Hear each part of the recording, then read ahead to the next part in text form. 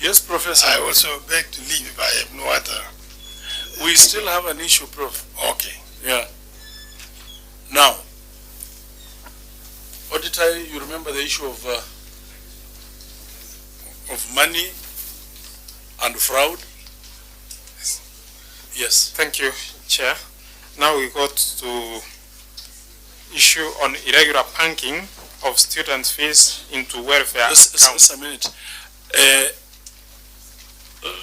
Ndugu wa miwani, enda nyuma, MD kuja hapa mbele. No, mbele hapa mbele. Yes, MD National Bank.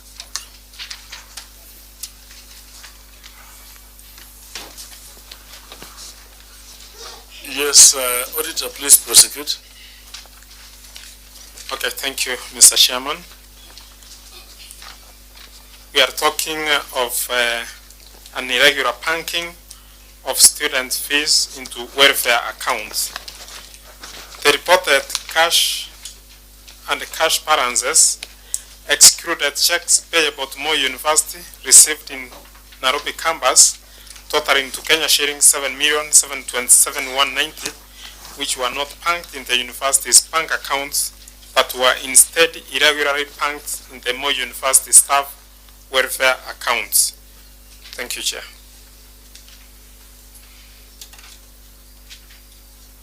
Moi. Thank you, Honorable Chair. What the auditor said is true, and this happened in 2018. And when we realized Was it your time? It was my time. Oh, then we can release Professor Hiro. Professor Mutembei. Prof, it is never a wish to disturb you from your retirement, but we've got to do what we've got to do. Public interest. So thank you for coming, and what are you doing currently? I'm actually at the moment doing my own private things, and I'm also an emeritus professor at the University of Nairobi, where I help in innovations to professors and students who are doing research to commercialize their research findings. Yeah. So thank you. We wish you well in your endeavors, and thank you for the good years you put in for our country. We're always proud of you. Asante Sanjay. Chair, with your permission, Prof, I'll be looking for you. I'm a doctorate student on innovation and entrepreneurship, so I'll be looking for you. I'll be very, very happy to receive you. Thank you. Thank you. Thank you, Prof. Yeah. So thank you, Honorable Chair and members. So we discovered there was theft and unlawful handling of our checks by our staff members, where they were banking largely the CDF money into what we call the Nairobi Campus Welfare Account, held at NBK. And when we discovered, then we reported to the anti-fraud police. We have an OP number on the document 6.6, Honorable Chair, and also had an engagement with the bank with a view to... So they were banking and removing? Yeah, they were banking and removing. Okay. Yes. Now, how were they succeeding? How did they succeed to remove this money? What happened is, and my colleague from the bank will tell us this, they were colluding with the bank employees. So they would bank the money in that welfare account and then quickly, as I said, go withdraw it. And we want to... Okay. Mr. National Bank. A bank is a very sensitive institution. Furthermore, a bank belonging to the government. Thank you, Chairman and honorable members. Let me just make a point on how this happened. In early 2018, around March, the university staff welfare account signatory, one Caroline, reported to the bank that her signature was forged. So in the process of investigating that complaint, the bank noted that checks that were due for Moi University Nairobi campus account were banked into Moi University Nairobi welfare account. How? Through a counter check deposit. Is that possible? That a check written Moi University can be banked to Moi University welfare, Nairobi campus? Is that Chair, just allow me to take it again slowly. The Moi University Nairobi campus account was the account due to receive the checks. Moi University. But they banked into the welfare. Account. They banked it into account by the name Moi University Nairobi campus welfare account. So there's the word welfare before the last. Now, MD. Yes, Chair. You know, we don't want you to give a long narration. We just knock off bit by bit. Why would you allow your officers, not once, not twice, not thrice? A bank should have a system, okay, of regulating itself against such, that a check belonging to Nairobi, Moi University Nairobi campus is banked into the welfare, and you don't detect that. That's dangerous even to your customers. How? Chair, that is an irregularity, and if we proceed with the conversation, we'll come to the point on the actions the bank took. It gets scary that I'm a customer of National Bank of Kenya. My name is Wanami Wamboka. But my check, I've written a check is supposed to come to my account, but then it goes to the account of Kirima. What are you speaking to your customers? Are they safe? Is their money safe?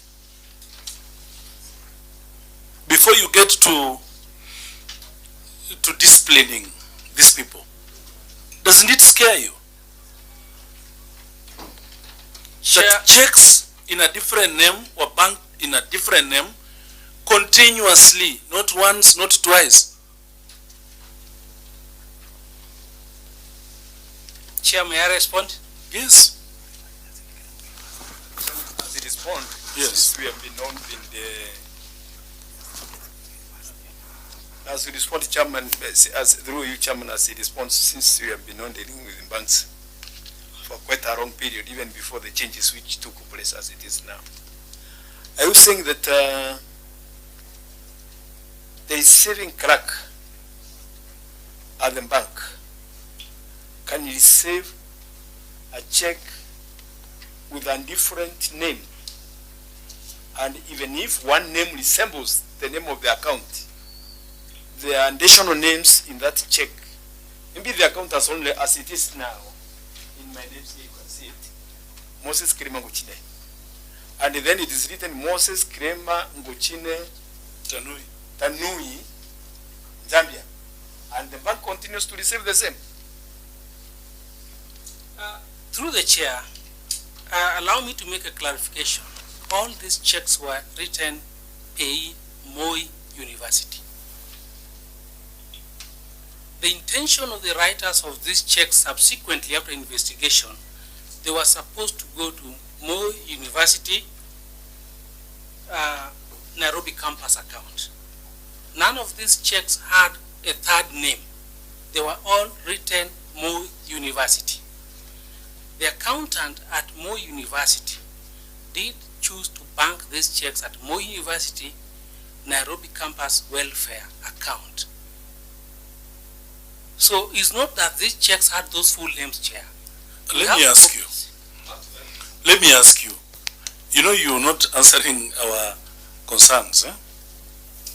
You have a check written Moi University. Of course, you are supposed to bank it in Moi University account. unless it is written welfare. You know, if Moi University check is banked in welfare account, then that's the fraud we're talking about. Yes. Because even now I run my farm. I have a farm called Many and Claim Advocates. If I have another account, which means Many and Claim housing project account, are you saying the checks which comes in the name of Many and Claim Advocates should be going to that one of housing account, something like that?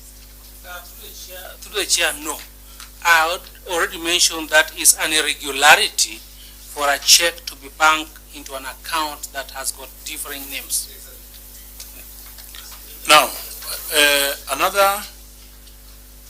another point of concern, I'm looking at your checks. The account is called Moi University Nairobi Campus, right? Yes, Chair. Why would you receive checks written Moi University? Chair, those are the gaps in terms of the receiving person in terms when the payments are being made. These checks were banked by an accountant. Managing Director, by the way, this session is live. Thank you, Chair. You are speaking to your customers. Thank you, Chair, for letting me know. You are speaking to your customers in the entire country. Are you telling these customers that tomorrow someone will come to the bank with a check and bank in a different name, and because that is supposed to be an employee error, it is okay? Chair, that is not okay. I mentioned at the start is an irregularity. How long did it take you to notice this irregularity other than the auditor's query which came up? Were you aware of the same, or it just it happened that you came to know about it when the auditor's query came in? And when you came to know about it, how did you address it before the university intervened, possibly to tell you that there are some irregularities and someone has been stopped or someone has been suspended or something like that? Chair, even leave alone the name of the account. The accounting number is supposed to be different. Leave alone the number. Leave alone the name of the account. MD, you are not making sense. A bank is a sensitive institution. Very sensitive. And a bank survives on credibility. Okay? What the member is saying, different names have different bank accounts, account numbers, right? It just does not make sense. Yes, Honorable Maurice. Thank you, Chair. Head of Finance, Moi University. Were you there when all this was happening? Had you joined the institution? Yes, I was there, but in another capacity. Who was there? Who was the person managing the accounts? Who was in the office that time? Where is he? What? What? So he moved the trouble to the other side. Now, back to the... No, Honorable Member, this is critical. Give us the details of that officer. It's called who you said take the mic? Mr. George Aduda. Aduda. So, clerk, get the details. Yeah, we would like to follow up on that. My second one, CEO, I didn't get your name properly. Through the chair, my name is George Odhiambo, Managing Director, National Bank of Kenya. Okay. What is the difference between welfare and tuition?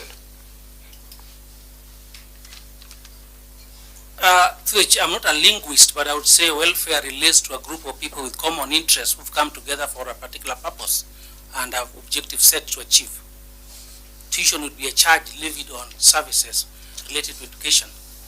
Now, in your bank, I'll give you an example from the CDF perspective. When a check is given to a student to Moi University, there is a covering letter.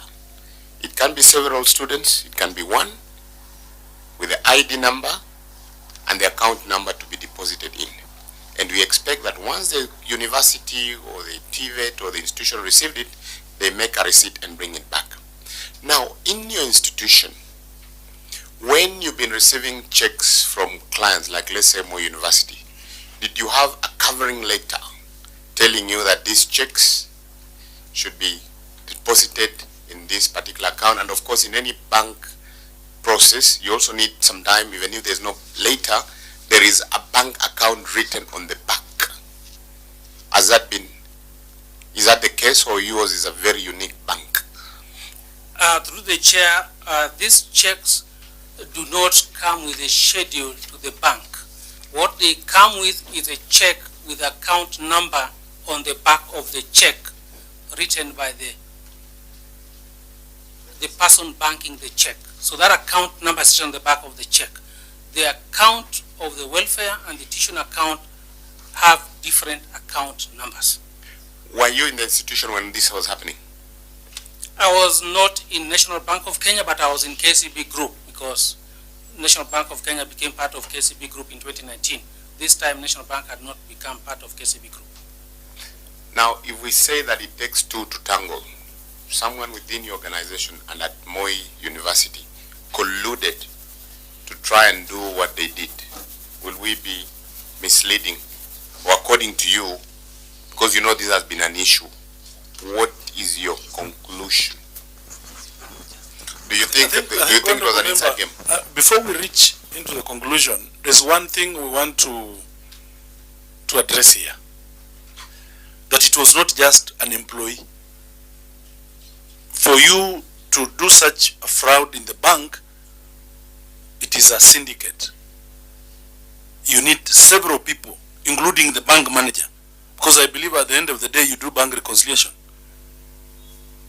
Yeah, if at the end of the day, a bank manager, maybe every day evening or the next day morning, you must, as an accounting officer, you must know how your officers must know how the accounts are performing, right?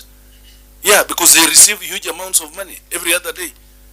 Yeah, so it is. To add on that, how would you take, when I ask you those questions intentionally between welfare and tuition, how do you take a check that is meant for a public institution and you just put it from tuition account, it's put in the welfare? So that officer or the officers who were there that time, are they still there or they've gone? Chair, just to cycle back, the branch manager may not necessarily know what check was banked. Checks are banked and they are batched and they are taken to clearing house, which are away from that branch. Just to come to the honorable member's question, putting a check name on the institution's payee into a welfare account is irregular. And I'd say that was a lapse, and the bank has procedures on accepting checks into accounts that involve verification of the account name, the payee name, the amount, signature, and other details. So that lapse is treated through procedures, through the training and disciplinary processes where lapses do occur. How do you retrain a fraudster? By an MD. And when I go to the bank to bank a check, this check is put in like a thing that reads it electronically. Is it true? Yes, there's an electronic reader for checks. Yes. So what is that supposed to help? It's supposed to verify that the check paper is genuine check, is not a counterfeit. Okay, how do you retrain a fraudster? We do not. I hope that didn't come from you. Chair, these checks were not banked through an individual, a single person. Majority of them, granted, were banked in one branch. 2 tellers handled them, but a number of them were also banked in several other places. So banking and withdrawing. They were withdrawing this money. These checks were and that is why the bank took in liability. And you see, our issue with the university, once the bank admits liability, you don't end it there. There is restitution. Chair, let me put it this way. Allow me to change gears a bit. Professor Kosgei, on a monthly basis, a banking institution receives what we call bank reconciliations, or even daily or weekly or something, how comes it took you this long to detect this misnomer?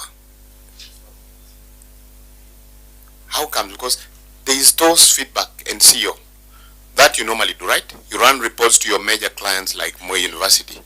And if you are running those reports, how comes, Professor, on your side, you are not able to find out there's this money that is going on the welfare account and it's supposed to be school fee? You should have been able to capture it. In fact, you should have a relationship manager. Chair. Yes, Honorable Krima. Chair, mine is just to ask the bank manager, the professor. No, he's the MD. The MD. Bank manager is a very small person in the bank. The MD. This is the overall man in National Bank of Kenya. Sorry for deposited and what transpired. I have not heard you telling us that somebody has been charged in a criminal court, in a court of law, because of perpetuating fraud. Either whereby one has been charged, sentenced, and surcharged for the fraudulent action which was perpetuated. Especially if it comes to your clerks, the ones who used to receive these checks, because you see, when it comes to receiving a check, there must be a clerk who received, stamped, and issued a receipt of the same. Because that's a procedure to show that you are banked. All those, as we are talking, is that we are hearing that somebody has been transferred to another institution to continue perpetuating the same fraud. That's a university, on the part of the university. What about your side? Maybe the university, as it is. Through the chair. Before you answer, as through the university, on the part of the university, when you see the VC just suspend somebody who has spoiled public money, banking, and then they are only later withdrawing through another door, and you hear that somebody has just been suspended, it means connivance. Parties have been conniving, and they must be so much knowledgeable about it. That's why they thought that the only solution is to transfer and not to punish or to charge. So what can how can you address us on that one, MD? Through the chair, thank you so much, Honorable Kirima, for the question. May I also request that when you ask me a question, I'm allowed to answer. I would have answered all those by now. No, we see, it's sometimes in MD, sometimes you take. I've taken those and I want to answer Honorable members. When MD, you don't create your own rules here. Yes, there are rules in this house. When a member asks a question or questions, please note them down. It is not in your space to decide how many you want to answer at a time or how many you don't want to answer. Chair, is a misunderstanding. I've noted all the questions. What I'm trying to raise Don't worry, continue noting. I need to answer questions when I'm allowed to answer. You will allow you to answer them. Thank you. Thank you, sir. Yes, Honorable PC? Chair, I wanted to ask the VC whether at any given time your internal auditors were able when there was a problem, and whether it was brought to your attention. Yes, Mwalimu, teacher. Thank you, Chair. I also want to know from the CEO the total amount of money which was misallocated. And also, the word is not misallocated. They fraudulently diverted the money. Okay. Yeah. Knowingly and fraudulently. Please, and I also want to know, being the CEO is supposed to be receiving reports at certain times. So what kind of reports were they discussing apart from this? And I also want to know the action. I want to know the action the CEO took on the staff concerned. Yes, Honorable, okay. And Chair, to get even deeper into it, it will be interesting to pick that account and look at the activities.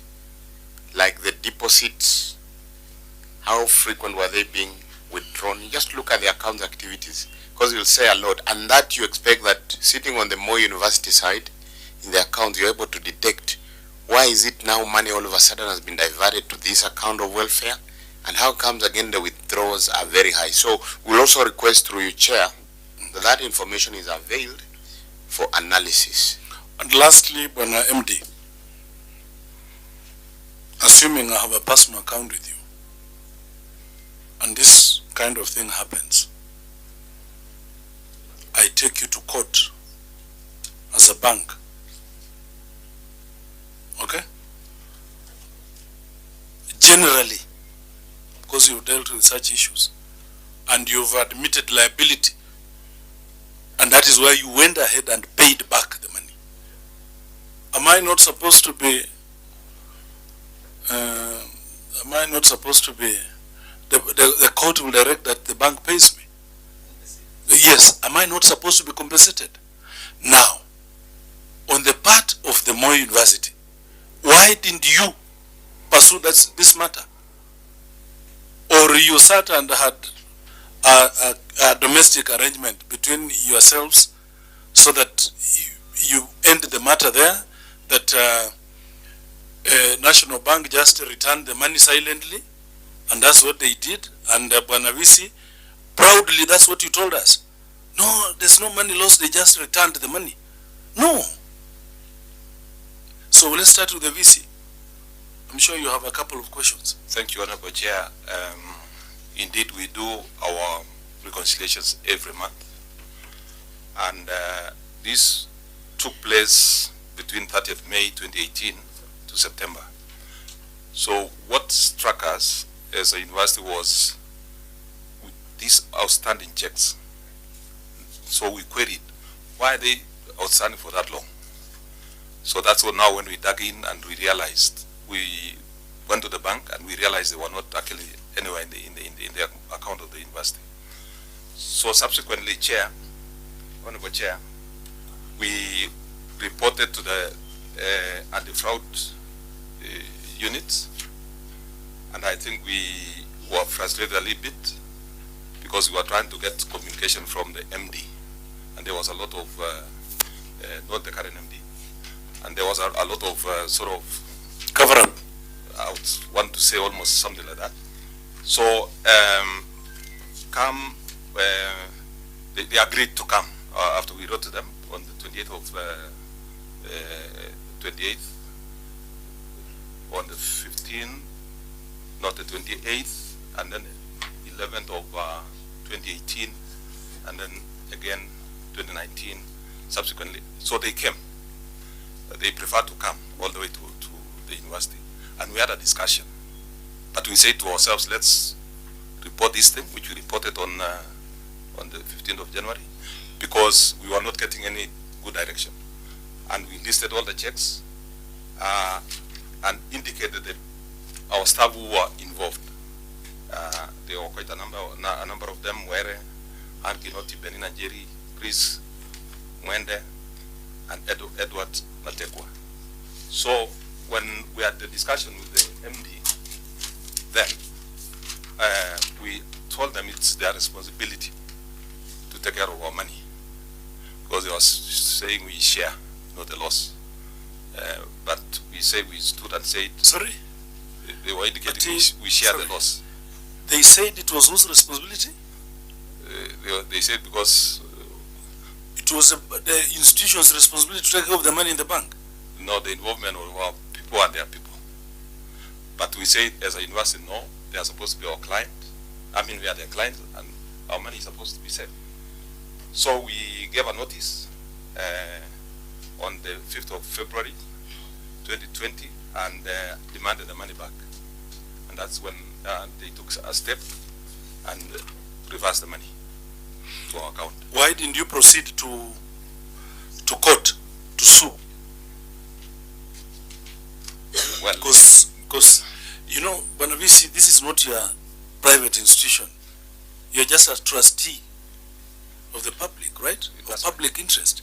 Now, why didn't you sue National Bank? Why have you not taken them to court? Yeah, for damages. Maybe that's something we didn't think of, Honorable Chair, honestly. No, let's allow the Okay, thank you. the MD, because he has so many questions until he was complaining. Yeah, thank you, Chair. Thank you, honorable members. Some of the questions have been answered by the VC, how the detection was made. They discovered they had so many outstanding checks that were not cleared. And when they checked with us, and our internal investigation revealed those checks written to Moi University were cleared in the welfare account. And withdrawals were also made in various tranches, not identical in the number of checks and the amounts. The withdrawals were less than the deposits, but they were significantly more than the deposits. The total checks value 65 of them, value 7,727,190, but withdrawals were 8.4 million in that welfare account, meaning that the people who withdrew that money took even part of the welfare account. And after the discovery of this and involvement of Banking Fraud Investigation Department, there was someone who was arrested, where David Michael Mukoi, as a mastermind of this fraud or deviation of checks to other accounts and subsequent withdrawal.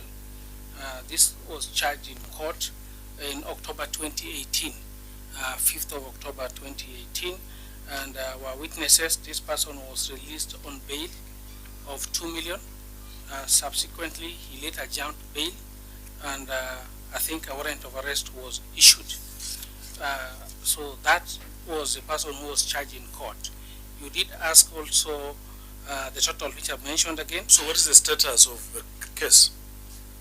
The case is still outstanding. The case is still not resolved. On the demand of the university on making the reimbursement, the When bank. did you, no, let's deal with the case. When did you last, MD, when did you lastly found the status of the case? Because when you say that he jumped in bill of 2 million, Yes. you know, there must have been the one who issued security. Who was Michael Mukoi? Was he part of your bank or part of the university? Or if not, who did he mention? No, honorable members.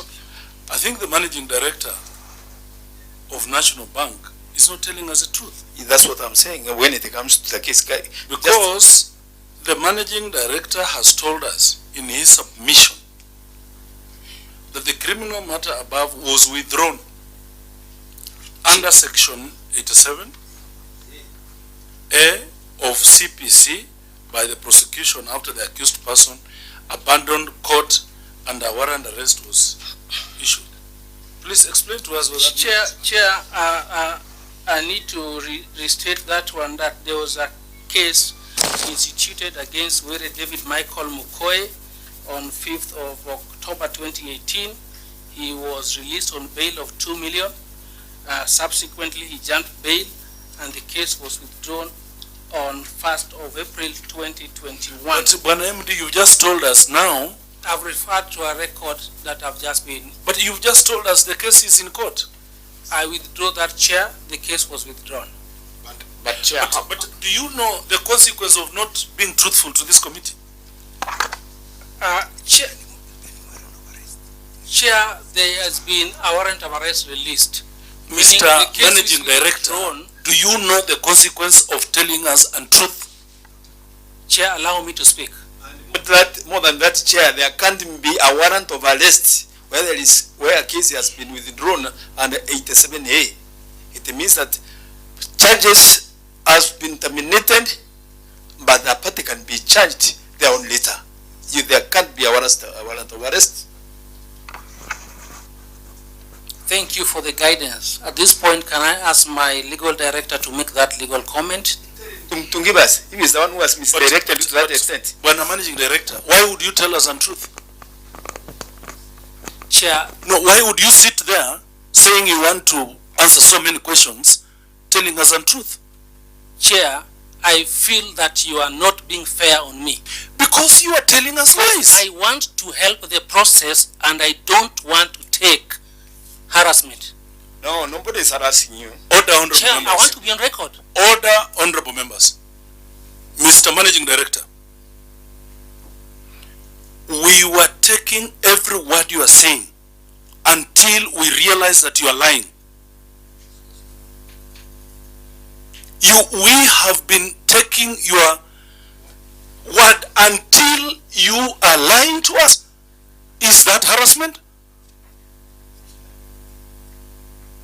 Do you know that you are supposed to talk to us on oath? Chair, I understand if you choose that I take an oath on this, I will. Why are you telling us untruth? Why are you being untruthful? So, was the case withdrawn or the case is going on? Chair, the case was withdrawn on 1st of April 2021. And then if it was withdrawn, it means that then there is no warrant which can be pending. Section 87A, CPC, there can't be. Through the chair, Honorable, can I allow my legal counsel to make comment on that particular point? Bana MD, you must withdraw and apologize to this committee. We take offense. Hostile, because he's an hostile participant. Chair, humbly request you to state the point you want me to withdraw and apologize. The lies you put to this committee. I don't want to be general, Chair. I want to be specific. The case is pending before the court. That the warrant has been issued. All those things which you know that they are not facts. Chair, I withdraw the statement that the case is active and there's a warrant of arrest. I replace that, Chair, with the statement that the case was withdrawn on 1st April 2021. Mr. George Odhiambo, you must, you shall, and you will fit into the rules of this committee. Okay? Well noted, Chair. Thank you. Proceed with your answers. You had requested your legal person. I don't know if you want to give him your notes.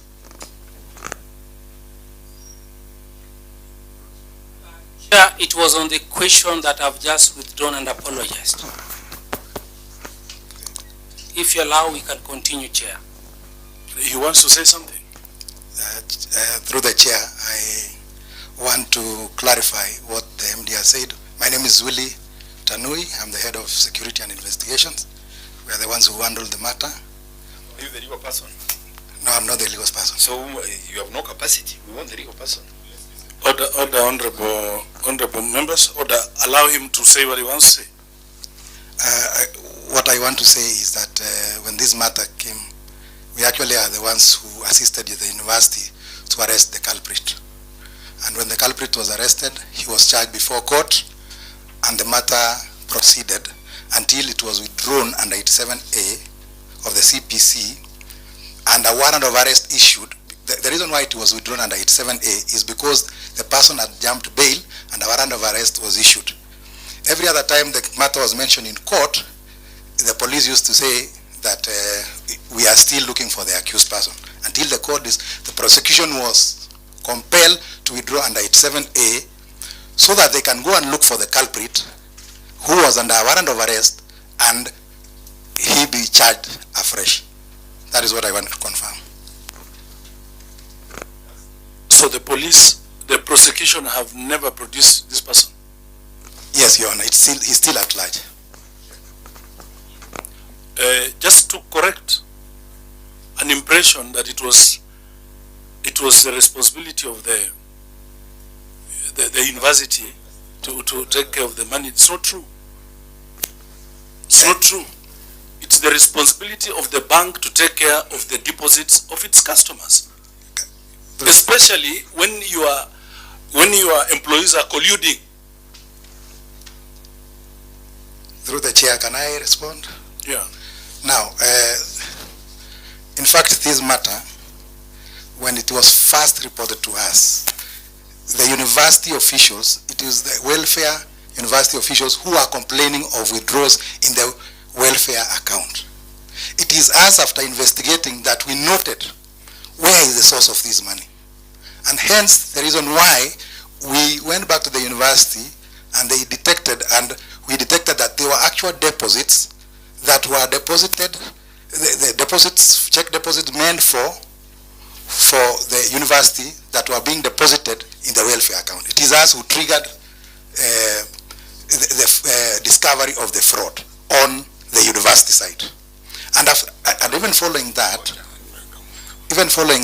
we went ahead and assisted the university to arrest the culprit. I think we want to correct something here. That your employees of the bank were taking checks and depositing in wrong accounts. It is the problem of the bank. Okay?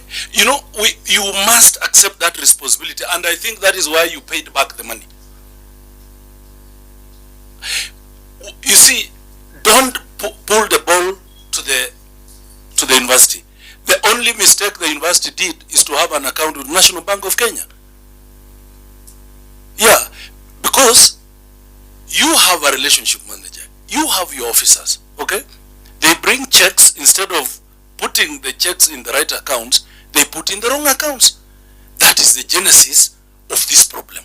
So, Bwana Security Officer, you cannot put the blame on the bank as if you are trying to assist the bank. You are trying to correct your mess. And that is why you owned up and paid the money. I just want us to be on that same page first. Okay, thank you, Chair. What I wanted also to make it clear, if you look at the face of the check, it has to be very clear. It is indicated Moi University. These checks are university fees paid by students. After it reaches the Moi University, the person who is the custodian of the check will now bring the check for banking. On the check, behind the check, they have indicated a number, an account number to bank the check. The check on the face of it, where it is indicated payee, it is only Moi University, no any other detail. The person receiving will look at the number indicated behind the check, and I'm not saying there is no contributory negligence. No, Bwana Security Officer. Yes, Your Honor. A check to welfare account should read Moi University welfare account. True or false? True or false? True. Why would you bank a check in the name of a different name into Moi University welfare account? Whose problem is that? Is that the institution to know, honestly? Is it the VC or the finance man sitting at the university to know that someone is supposed to bank a check in the right account? No. That goes, Chair, Security Officer, Yes. 2 bank accounts, right? Yes. Welfare, tuition. If you receive a check talking about tuition and you put the account of welfare, as a bank, what is the first thing you do? That is a red tape, isn't it? So did you get that red tape? You waited for the university to alert you? Not really. Through the chair, I want to say this. On those checks, I think maybe because you don't have the benefit of seeing the checks. If you look at that check, it is only indicated Moi University. There's nowhere indicated welfare or tuition.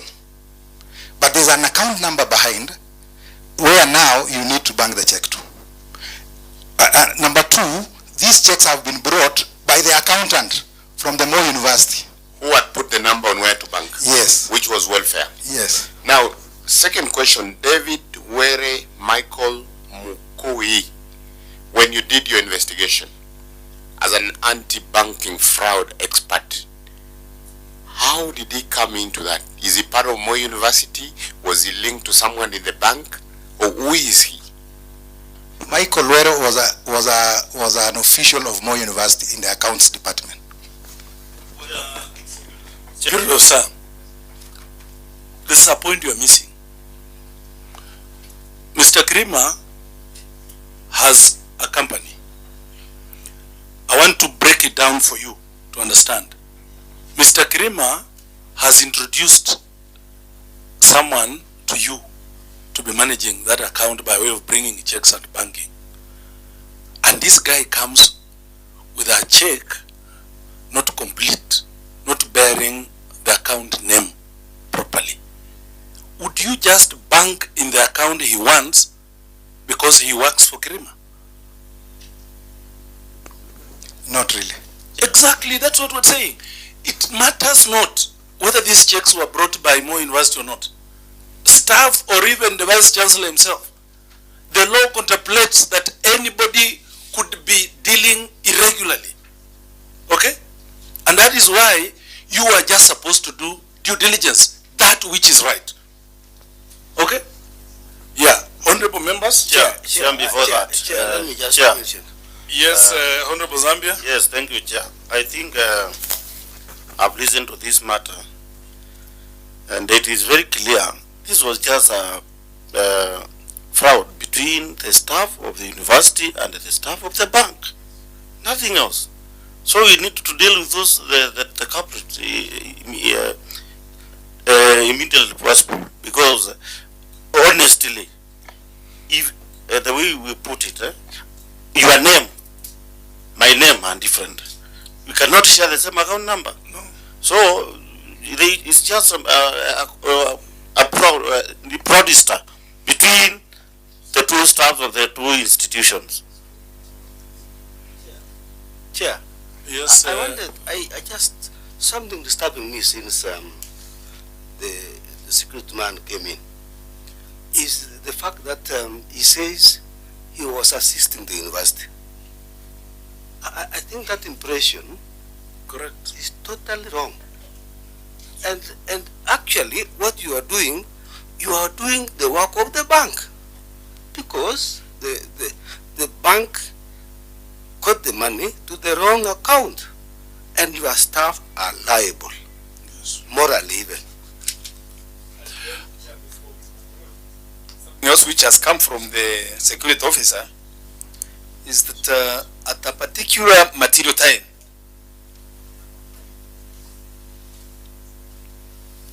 at a particular material time, the people in charge of the welfare, Moi Welfare, Moi University Welfare Group, must have gone to the bank to complain about over withdrawing of their funds from the account. When they were going to withdraw whatever they were going to withdraw, they found that the amount which they had deposited in the bank was not there. And now they complained. By the time they were complaining, the university was not aware that there was some diversions of the checks to the welfare account, according to the security officer when I listened to when he was talking. And now the university, the bank, the security officer and his team went ahead to investigate why this welfare account has no money, because the owners were demanding their money. And they found that, yeah, the money was withdrawn, and then these welfare people were saying that our money was 2 million or 1 million. But those people, the security people, went ahead to find that other than 2 million, it was about 9 million. So now they went to inquire from the university, and now that's when the university came to realize that, hey, there were deposits from different accounts. Now, those lapses, they affect both sides. But the custodian of the money is culpable, is liable, because it is his duty to protect the money of the university.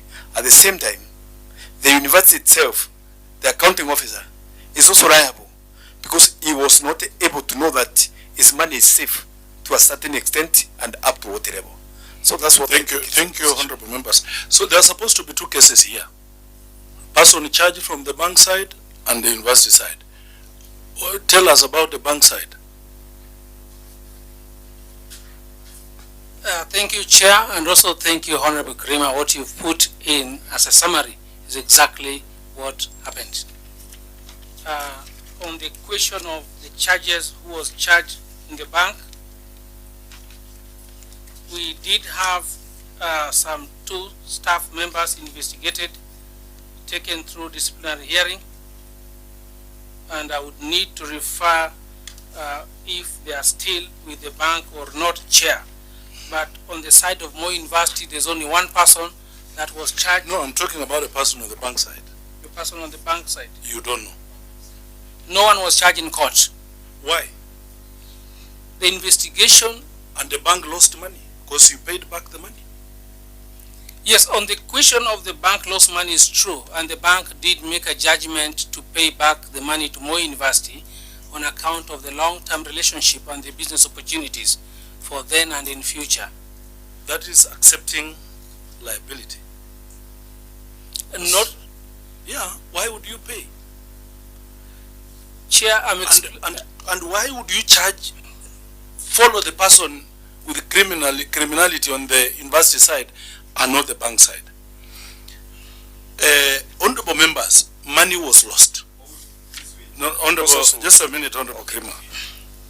Money was lost. Because money that was stolen, frauded and returned was 7 point. But the money that they had taken from the account, the money of the check was the balance of? Chair, the total sum of cash through checks diverted to welfare account was 7,727,190.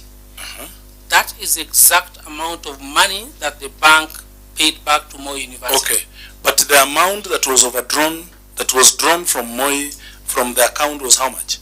The welfare account is where the withdrawals were more than that. That was 8,343,000 from the university welfare account. About 1.3, honorable members, about 1.3 million was lost. Yes. University money. Chair, if you allow, Chair, we are talking of 7.7 and 8.3 is less than 1 million, Chair. Thank you. Okay. Clarification, Chair. Chair. Before they clarified what they very briefly, Honorable Kirima, we want to make a National Bank is a public institution. Yes. It's not a private institution. It's our money. It's a public taxpayers' money. That one should be to the public. Just inform the MD. And what I'm saying is that it's our money, taxpayers' money. And then out of that, these people who are in charge, because now the public lost money, the one which was paid to the university, to the bank. Somebody must be accountable for the same. Charged those people who were just, I don't know the disciplinary action which the MD took and these people, but somebody must be. Honorable Kirima, that is where we are headed. Yes. Honorable if members. You allow me to explain the ownership of National Bank of Kenya, Chair, if you allow. We know. National Bank of Kenya is. We know, Mr. MD. You don't have to force it on us. That's public knowledge. Chair. Yeah, Honorable Chair, I just wanted to make a clarification to members that the Moi University Nairobi Campus Welfare Account is not a university account. It is a members association. So just clarification. So when we say money was overdrawn, it's not from our account. And I want the MD to clarify that. So members, these members are, where do they belong? The members belong to Moi University, but they create their own welfare. In law, you are disowning them. That there's no relationship between you and the members who form the welfare. And the account. And the members who form the welfare. Of course, those who are members, but the account is not legally, these members came together because of, by the virtue that they work for Moi University. So, when don't preempt where we want to go. I can see where you clearly we need to interrogate this further, honorable members, as to why the bank has not charged the persons on their side. Clearly, Mr. Odhiambo was not the accounting officer then. Okay? So, the ball does not fall at his feet.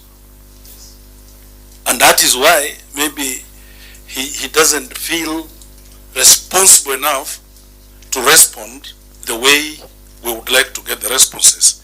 Honorable members, we want to summon the accounting officer of National Bank of Kenya that time. so that we have answers as to why up to now the situation is the way it is. Then two, we would like to know where is this person who was working for Moi University.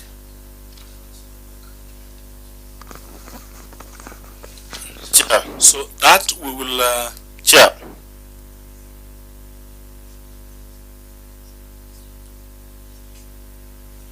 Chair, I just want to inquire whether the MD was still there by then.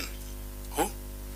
The MD, that was still there by no. by Chair, I became the MD allow for us Bank to of give Kenya. you time to talk. Don't usurp powers that you don't have, right? Yeah, you being unruly. Yeah, please. But still there is something which we have not that you have talked of the employee of the university. What about this other public servant in the national bank? No, Who made the bank rules? George, Because they are still within the employment of the bank. the former MD. You see, honorable members, why we really can't pin down Odhiambo, and I think he knows, it's that he was not the accounting officer. If Odhiambo, if we were dealing with the guy who was accounting officer, things would be very different in this room. So honorable members, allow us to have George Aduda, who is now at Jaramogi Oginga Odinga, who was then finance, right? Allow us to have him here. Allow us to have former MD here. We will consult with our legal teams on where to place responsibility as to why the person who engaged in these fraudulent activities is still at large. So that, honorable members, we will consult our legal teams and our secretariat, and we will communicate. So honorable members, we are going to communicate to you, Mr. Odhiambo, and the days we will want you to produce the former managing director. And then we shall proceed and give a determination on this matter. Thank you very much.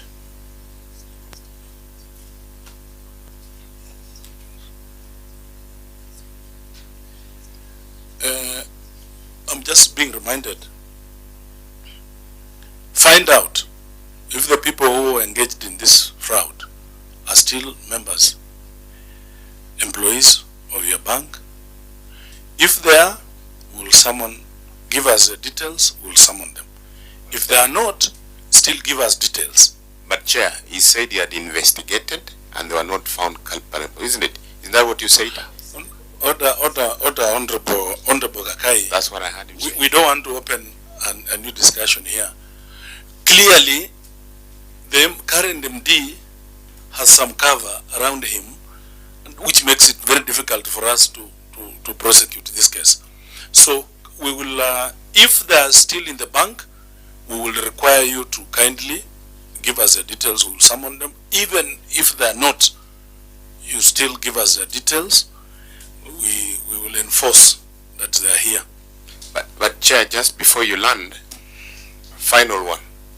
We might go round in circles. You might bring in the former MDs. But Bwana MD, if you've not fixed these gaps, have some mitigation measures together with COSGAPE, because the implication for this, you can imagine. Previously, you didn't have parliamentary audits looking into institutions. The work that could be put in by your corporate affairs today, if this sort of gets to the public, Moi University and National Bank again got in another banking fraud scandal.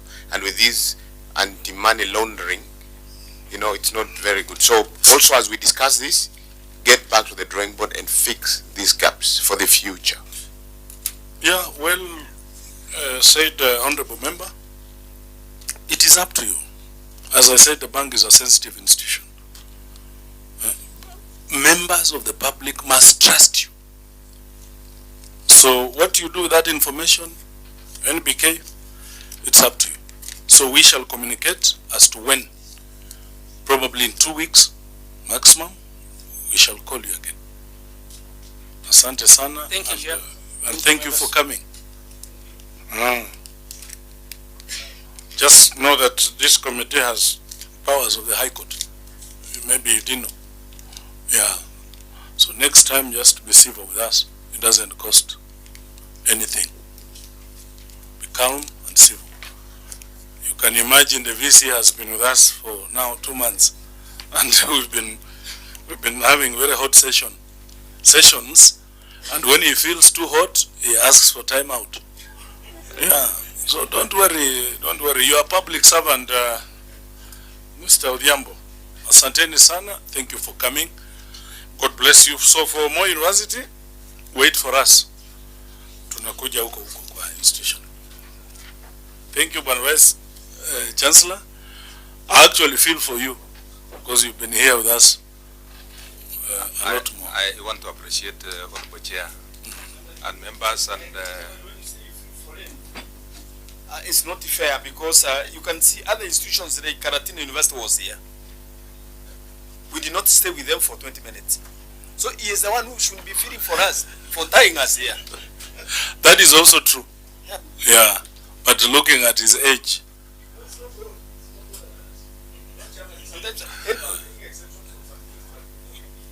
No, it's okay. It's okay. It's also what you're saying is also right because we sit up to 7 on more university matters only the whole day from morning. So thank you for coming. Thank you everyone in your delegation. Asante sana. Auditor, thank you. Yeah. Thank you, sir. And thank you our staff, Christine and your people. Asante. Na hata media pia asanteni sana. God bless you. You are allowed to go. Tutakutana tena inshallah.